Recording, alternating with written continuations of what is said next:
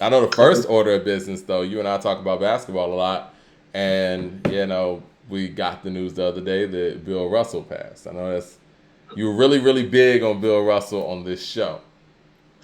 I am. You want me to start or do you want to go? Go ahead. I think I want to speak outside of basketball. Just actually, I think he's one of the most important figures, black and or white, of pretty much like the last 200, 300 so years. Whatever you would consider to be modernized civilization and train of thought and standard and way of living, for however long that's occurred, we just lost one of the most important people on earth. He is more than there are civil rights activists and then there are civil rights leaders. Okay? This was a leader of the highest order, a man of deep intellect and integrity, a fighter in all contexts, a high level competitor, and as we know, sports wise, a winner. Some of the things that I've even been finding out, like he was front row at Dr. King's "I Have a Dream" speech, like in the front row, because that's where Dr. King asked him to be. You know. So that kind of speaks. I believe Dr. King actually asked him to be on stage in some sort of shape, form, or fashion for the "I Have a Dream" speech, and he actually declined. So they put him in the front row instead. So think about who his man is. That in Dr. King's seminal and most notable and memorable moment, this is somebody that he wanted to be like pretty much there next to. So that's just who he is as a man, which I think needs to be highlighted the most because we lost a great man. But as a winner, we just lost professional sports greatest winner. A lot of people talk about the 11 for 13. A lot of people don't understand the 11 for 13 is actually supposed to be 12 for 13. They won a title, and then in the, I believe it's 1958 finals, he got hurt in game 3, and they lost in 6 games, but that's because he didn't come back until game 6. And he was still hurt in game 6. He just came back because they were about to lose. And I think like Bob Pettit scored 50 points in that game. And pretty much after that, the Celtics won 8 straight titles. And Bill Russell spent the rest of his career abusing Bob Pettit, including in the All-Star game where he was also 11-1. So he was 11-1 in the finals and in the All-Star game. And as far as Game 7 or elimination games go, he has a perfect record of 21 for 21 if you include high school, college, amateur, and pro. Incredibly he is quite impressive. simply the type of man we are not going to see again. Who was the first? Who was the first Black NBA player? I'm not sure of his name. I know Bill Russell is like the 4th or the 5th, though. Like so he's fourth or also fifth? integral in that, too. Okay, so like the guy who got drafted, I think like the first black player ever, one of those first few guys, like tried to intimidate Bill Russell when he got to the league, and Bill Russell like knocked him on unconscious. That's what I mean when he was a fighter. Like they I sent think the it was other black like, guy to try to like handle the young rookie black guy, and he knocked him out. if I can remember correctly, I think it was 3 players at once or something like that. And I think Possibly, that's why they normally look, don't highlight it in the way they do, Jackie Robinson or whatnot. no, let me look that up right quick because that is important. Yeah. That is important stuff. Um, Earl Lloyd, Errol Lloyd. Okay, so he was Earl technic. Lloyd, Chuck Cooper, Okay, Nat Clifton. So you're right. It's gotcha. a 3 for 1. Okay, So Earl and Lloyd is technically first though, and I think there's like one guy before Bill Russell, and then Bill Russell. I think, yeah. hmm yeah, because Bill Russell was a few years ahead of Wilt, right? Yes. Now, for our audience out there, what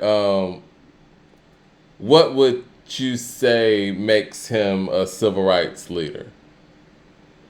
Oh, I mean, just his train of thought and his. I mean, people don't understand. This is a man that lived in probably the most racist city in the nation during the time when the civil rights era went on, and quite frankly, he was a man that didn't tolerate a lot. Like sometimes being an activist of change is by enlightening those who are ignorant around you, and also inspiring those who are afraid around you. And so he is the snapshot, picture perfect encapsulation of those things. The rhetoric that this man had towards white people in a time where where it would get you killed, quite frankly. if you said those things. His unwaveringness and his unwillingness to sway from, what was right for his people, what's right for all human beings and mankind, but also in the public speaking aspect and in the support of other people in their strifes, like Dr. King, like Muhammad Ali. Like, he's there at all our seminal civil rights moments, essentially, that he can be at. Like, I just found out that him and Wilt Chamberlain, they asked him and Wilt Chamberlain to proceed with the playoff game to keep the tensions down one time racially, so he's an integral piece of the movement. And I don't mean that from a basketball perspective. Like, I feel like he would have been a civil rights leader had he not been a basketball player. That's what I mean about the greatness of the man. I think his demeanor is a reflection of what a large populace of Black America was like in that era too. I mean, if we think about our grandparents and grandmothers, grandfathers. My grandparents grew up, or they're from Alabama. Their parents too. They weren't getting pushed around like that. You know what I mean? I think that we see a lot of film, and you constantly see that film of us getting sprayed with hoses and sicked with dogs, and you just think that we were just sitting here getting hit with rocks. I think that there was a lot more going on that mainstream media won't let a lot of people won't have people privy to. I mean, even the Watts riots, things of that nature.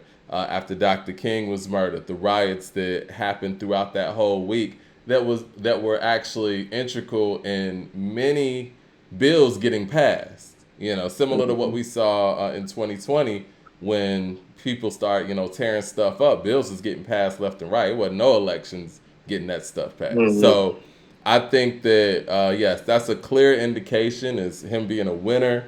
Him being a strong-willed individual. I think he was a reflection of what the climate was really like. Not an anomaly in that sense, but maybe from a mainstream standpoint, because based on his athletic ability and his ability to dominate in his sport, you couldn't undercut that or sugarcoat it. I agree. He was a very strong man. Like, he was, I think the media thought of him as like an intolerable soul. But, what's the quote by James Baldwin? To be a black man in America is to be angry all the time. Again, they did that same thing with Barry Bonds, man. They talk about Barry Bonds' relationship with the media, but he saw what Willie Mays, his godfather, and his father, Bobby Bonds, went through in that similar era. I want to say same era, maybe a couple of years after Bill Russell. How's he supposed to treat the media? No. I mean, you got to think about it. Bill Russell was getting drafted in like 1956. So Bonds Senior and Mays. Actually, I mean, matter of fact, they're in the 60s. That might have been the year that Willie Mays kind of came along and started breaking in too. Like, that's literally around the same time. Exactly. So how's he supposed to treat the media when he comes of age and is kicking y'all ass? Jay Short with the super chat says, M's track list is trying to present merely good songs as a hit. Imagine Jay-Z putting Hater in a greatest hits album. They're trying to rewrite history. Oh man, we're gonna get to this. I can't wait. Damn, I think am I missing some more? But yeah, Bill's a great guy, man, and I hate, life goes on and all that. I just hate when we lose somebody that has that much information with them, And I mean, I feel like, even not to interrupt you, but even when we think about Jim Brown, nobody talks to Jim Brown. They act like he's not here or something. All those years that Chuck Berry was here, he passed not too long ago. It's like these people have a wealth of information, and I wish that I think they did a good job of keeping Bill Russell around and keeping him visible. But I would love to see interviews with elders and people who've been around so long and have done so much, and we not just talk about them when they're no longer here.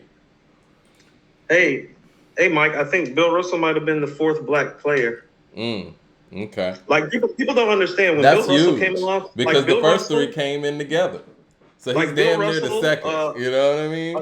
Like Bill Russell, Casey Jones, Sam Jones, Wilt Chamberlain, like Oscar Robertson, like all those guys, they're not just like Hall of Fame players. They're some of the first black players. Like people are like if you played basketball, professional basketball as a black man, like at any time during the 50s, or I would say before 1962, 63, actually, like if you know what I'm saying, like you were probably, you know, they had to let you in. You were just too damn good. I was gonna say, yeah. Like, not to let in. Bill Russell is the NBA's first black superstar. Yeah. Straight up. Is. Like think about this. I want people to think about this. He made all NBA first team, I think it was 4 times, and then second team 8 times. Wilt, obviously. But think about this. The media decided who made first or second team. Right. The players decided who won MVP. Guess who has the most MVP awards? Until Kareem surpassed him, and Mike has tied him. But he won 5 MVP awards. Those 5 MVP awards voted on by his peers. Yep. That's with Wilt in his prime. That's with Oscar Robertson, Jerry West, Elgin Baylor in their primes. You go ahead and count up all their MVP awards, they still don't have his 5. Well, what does that say about him? Speaking of which, I mean, when you're talking about playing during a climate like that, and somebody like Jim Brown doesn't win the Heisman, it's like at the end of the day, what does this stuff even mean? You know what I mean? So this is what I mean about him being unwavering. So him and Tommy Heinsohn got drafted in the same draft, and they gave Tommy Heinsohn Rookie of the Year over him. And Bill Russell told him flat out, like, he doesn't deserve it. He's pretty much scoring because I'm blocking shots, rebounding, and getting him the ball where he can shoot it and make points. I'm the one doing everything. He doesn't deserve it. And they had a strenuous relationship from then on because Bill Russell didn't play that shit. He didn't care if he got – no, he's like, no, he's pretty much like, you know, I deserve the award, so go ahead and hand it over. And Heinsohn wasn't that type of guy. Like, you can go look up Tommy Heinsohn as well because he lived in Boston and is a legend of them. But Bill Russell didn't care for him, Mike. So what does that really say? I mean, you know, it is what it is. Like, he played. So he played with guys like that. How many championships did he win? Who, Heinsohn? Yeah. I think he won 8 of those. Like all of those guys won because of Bill Russell. I'm telling you something. I was watching the 1963 finals the other night. Mike, it is ridiculous how many easy shots he's getting them. Mm-hmm. It's ridiculous how many easy shots he's getting these players. Like these Celtics players, and it's not because they're just white. I'm not saying this. They just happen to be white. But these white boys are all getting open looks. Havlicek, Kuzi, Heinsohn. I was just watching it with my own eyes.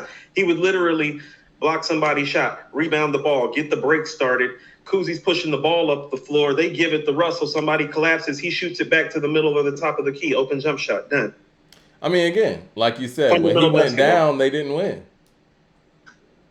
Right. Yeah. They weren't a threat before or after him for another decade almost. Well, rest in peace to Bill Russell. And I know we got a lot to cover today, but one of the greats, one of the all-time greats, and I didn't even realize that he was the 4th black player in NBA history. It's looking that way. Yep. Somebody's got something else, let me know, because it's like when I'm doing my research, the only people that are coming up are the 3 that we just named. And he's 56, and he was kind of like a big deal. So. Yeah.